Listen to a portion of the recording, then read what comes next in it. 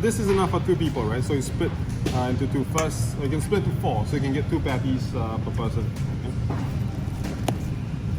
If you were to make a patty really thin, here like this thin, like a McDonald's patty, then it cooks really fast. Becomes quite dry as well. Okay, so I would like something a little bit thicker.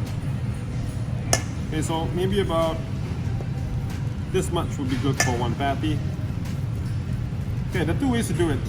If I were to just form my patty like this, I press it down, you see how it cracks. Okay, it doesn't hold together. Okay, one technique to bind it together is to go from hand to hand, okay, and just squeeze it. As you squeeze it, you're not breaking it, okay, but you're just kind of compressing it.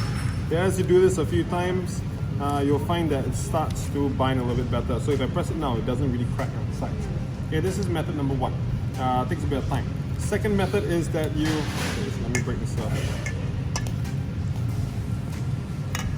Second method is that you do it the Asian way. Okay, so usually what we do is that we toss it from hand to hand.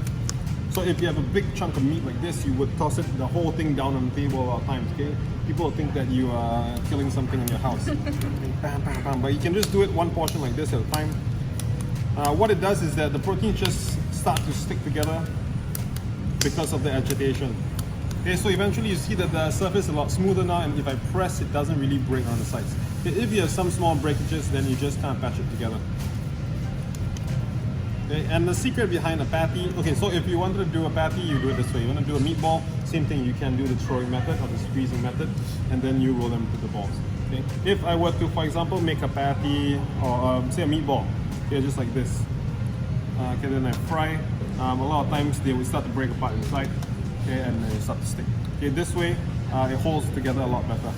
Okay, this is the first thing. Second thing that you need to do is that you're going to use your thumb and make an indentation in the middle. Okay, why? It's because the first side that you see here would be the flat one. Okay, so flat side, usually first side that gets the hit to the pan, I call it the presentation side. Okay, so that means when you put it on the burger, then this side should be facing upwards. Okay, because it's nice and flat, you can get this whole part here to sear and hit the pan. Okay, usually the second side, the meat has contracted a little bit, it goes a bit out of shape. Okay, then that part will not have as nice a crust as the first side. Okay, so first side presentation side is flat, second side has a bit of an indent. Why? Because when you cook, it kind of curls up a little bit this way. Okay, so without the indent, you will find that you get a dome. You'll get a dome like this. So when you flip it over to the second side, you will only be browning the tops here as compared to the sides. Okay, but with the indentation like this, the indent would fill up and you would still have a flat piece at the end. Okay, give or take. Okay, so you can do this now. You can put them onto your trays, and then once you're done, we are going to fry.